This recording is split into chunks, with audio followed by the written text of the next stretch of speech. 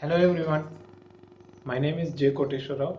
Today we are going to discuss about what are the steps involved in the design of piston and what are the formulas involved in the design of piston. In last class we are already completed what are the theoretical points are related to the piston. So without any delay, let's start the class. In the last class, we already discussed what are the design process and what are the steps involved in the design of piston. So in this class, that each and every step is explained with the help of formulation. So let's see that one. Here we know the first step is we are going to find out the thickness of the piston head.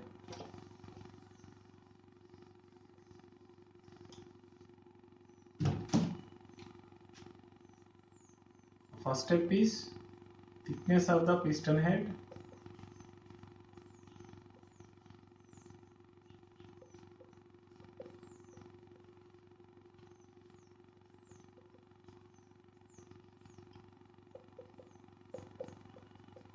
So it is denoted by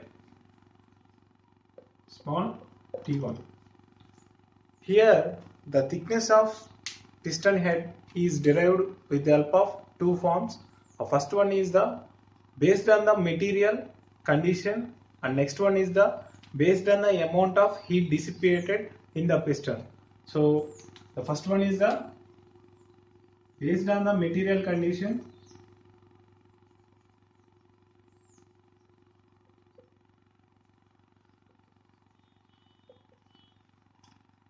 So based on the materials, the T1 equal to root of 3 into PD square by S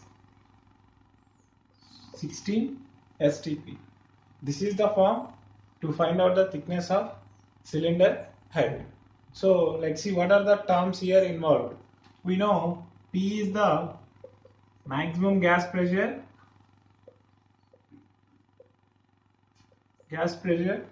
and D is the diameter of the cylinder or bore diameter. And next one STP, that is STP is the allowable tensile stress of piston material. So this is about tensile stress of the piston material. So this is about the form based on the materials how we are going to find out the. This is the first step. Thickness of piston head. In other form, based on the heat dissipation,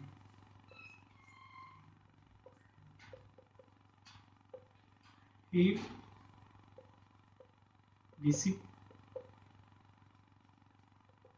dissipation. So the T1 equal to 1000 into H divided by 12.56 into K into Tc minus T suffix E. So this is the formula to find out the thickness of piston head heat dissipation condition. Here H indicates the what is the amount of heat flow taken in the piston. H indicates the heat flow condition in the piston. And next K is the heat conductivity .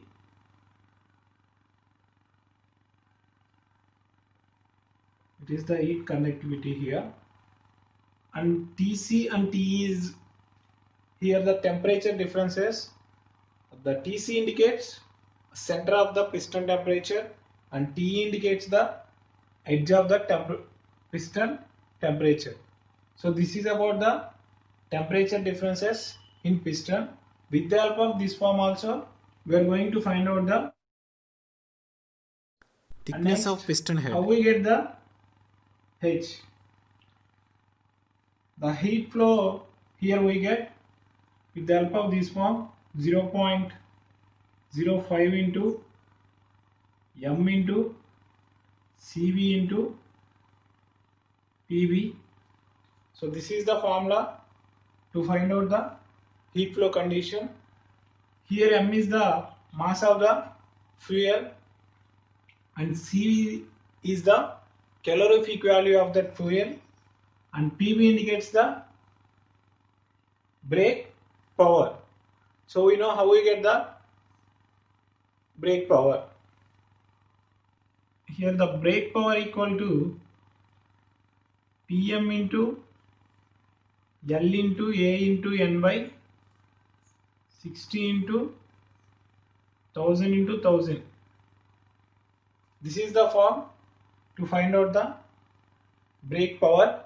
Pm into L into A into N by 60 into 1000 into 1000. The 1000 into 1000 indicates the unit conversion here. So this is the one more form to find out the thickness of piston head. So with the help of these two forms, we will get the thickness of piston head. So this is about the first step in the design of piston. Go to the next step.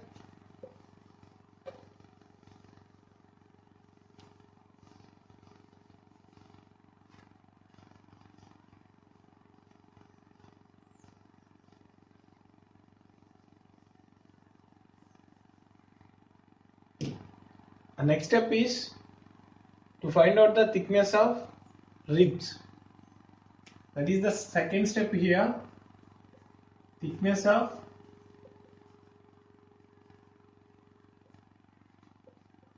ribs. So when we know the thickness of piston head, it is easy to find out the remaining forms here. So the thickness of ribs indicated with the help of T2. So the T2 equal to 0.3 to 0.5 times of T1. When we know the T1, by substituting between the range of 0.3 to 0.5, we get the thickness of ribs. So this is the second step here, and go to the next step. That is the third step. Radial thickness of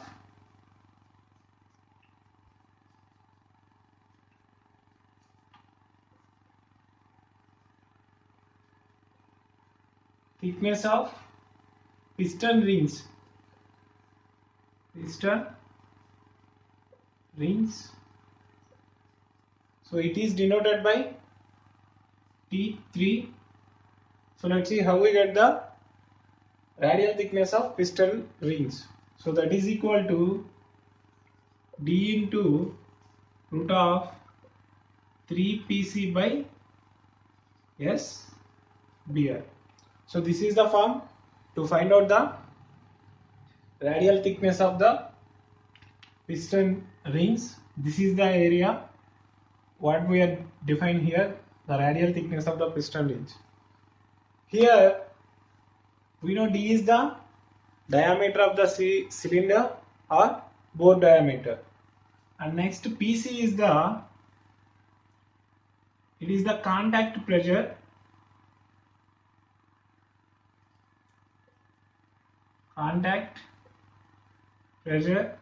between the piston and piston rings. And next one SBR is the allowable bending stress in the piston rings. So that allowable bending stress in the piston rings, it is the standard value, and also PC it is the contact pressure, it is also standard value. By substituting these values, we get the what is the radial thickness of the piston rings. This is about the third step. Go to the fourth step. That is the axial thickness.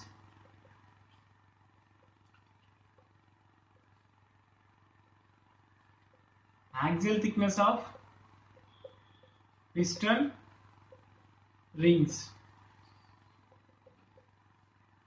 It is denoted by T4. When we know the T3, With the help of that, we get the axial thickness of piston rings. So let's see that one.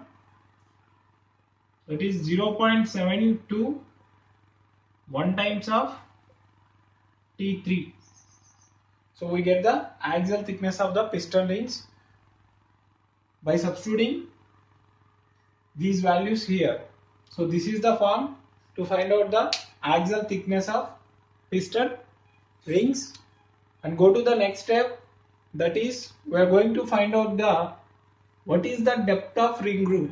That means this portion is called the depth of ring groove. We are going to find out that one. That is the next step here. So see that one.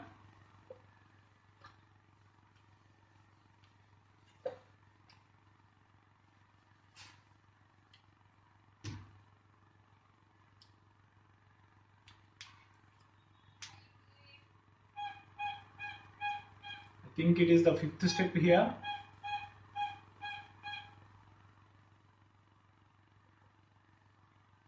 Radial depth of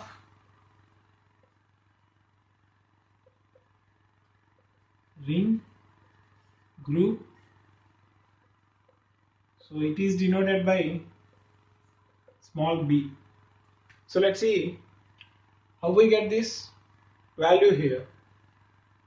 The b equal to T3 plus 0.4 times of mm. So when we know the radial thickness of the piston rings, by adding some 0.4 value, it is the standard one, we get the radial depth of ring groove. This is the fifth step. And go to the next step.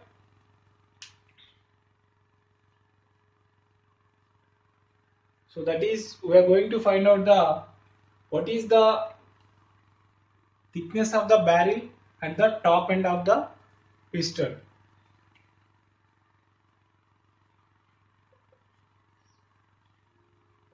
Thickness of barrel at top plan. So let's see, it is denoted by T5. The T5 is 0.03 times of diameter plus B plus 4.5 mm. So see this one. Here we know D is the diameter of the cylinder, B is the radial depth of ring groove. By adding 4.5 mm, we get the thickness of barrel at top end. That means it is indicated the thickness of the barrel at top end. When we know the depth of ring groove, we get easily the thickness of barrel at top end. So this is the sixth step.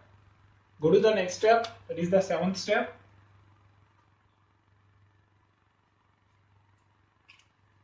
That is a thickness of barrel at free end of the piston. See that one? Thickness of barrel at free end. So it is denoted by T6. The T6 we get 0.25 to 0.35 times of T5. Here T5 is, we know, thickness of barrel of at top line. When we get the thickness of barrel at top line, it is easy to find out the thickness of barrel at free hand. So this is about the seventh step. Go to the next one. The next step is find out the length of the skrit.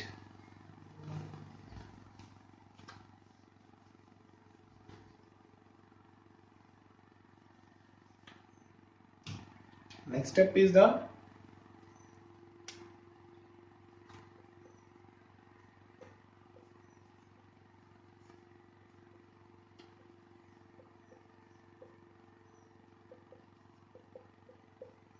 so it is denoted by LS. From the end of the piston to a top portion, that means it is the starting point of the ring section. This portion is called length of the skirt. So we know that length of the skirt is act as a bearing between the connecting rod to the cylinder. So how we get this? That Ls equal to pi into mu into d into p by 4 into ps. So this is the form to find out the length of the skirt. Here we know d is the diameter of the cylinder and p is the maximum gas pressure developed in the piston. And next one is the mu is the coefficient of friction between the liner and skirt. Here because both have a contact, so that's why some amount of friction generated here between the liner and skirt. So that's why we are consider that mu here. And next PS is the side thrust pressure. So what is the amount of pressure generated in the side of the piston? So this is the form to find out the length of the skirt. So here it is the standard value and mu also standard value. So by substituting that we get the length of the skirt. This is about the 8th step. And next one is the from this point to end of the ring section, it is called length of the ring section. Length of ring section. So let's see how we get the length of the ring section. It is denoted by L suffix R. So that is equal to T4 into x1 plus 0.8 into x2. This is the form to find out the length of the ring section. Here we know T4 is the axial thickness of the ring section or maybe ring, piston ring. And here what is the indication of x1 and x2? That x1 is how many number of rings we are preferred for that piston, and next one how many lands, that means what is the portion occupied by the ring section or ring is called land. So how many number of lands are there? So that is the indication of x1 and x2. By substituting those values we get the length of the ring section. This is about the 9th step. Go to the 10th step. So it is total length of the piston or simply length of piston. So it is denoted by L suffix P. So how we get the length of the piston? So see this one, from a top end of the piston to bottom end of the piston, this is called the length of the piston. We know here from the end of the piston to starting point of the ring section is called the length of the skirt. From the starting point of the ring section to end of the ring section is called length of the ring section, and from the end of the ring section to end of the piston top is called top length of the piston. By adding these three values we get the length of the piston. So that is equal to Ls, length of the skirt, plus length of the ring section, plus LT. That LT is the length of the top line. So here that LT equal to T1. Why? Because the thickness of piston head equal to the length of the top line. So this is about the form to find out the length of the piston. Or in other form, length of the piston we know D or 1.5 times of D. By substituting this one also we get the length of the piston. This is about the 10th step. Go to the next step. So that is the diameter of piston pin.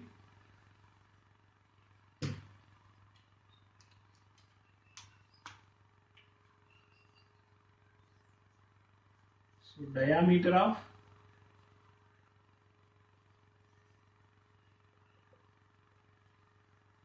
piston pin, it is denoted by D1, that is equal to Fg by P suffix B into L1. So this is the formula to find out the diameter of the piston pin. Here Fg is the maximum gas force. What is the gas force generated? That is denoted by Fg. PB is the PB is the bearing pressure. So what is the pressure developed inside the piston pin? So that is the bearing pressure here. Bearing pressure. And L1 is the length of the piston pin.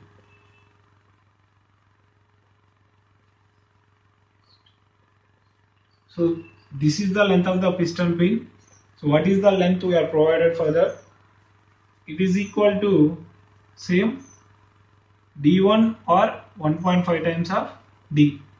By doing this one we get the length of the piston pin. And how we get the gas force? So that Fg equal to pi by 4 into D square into P.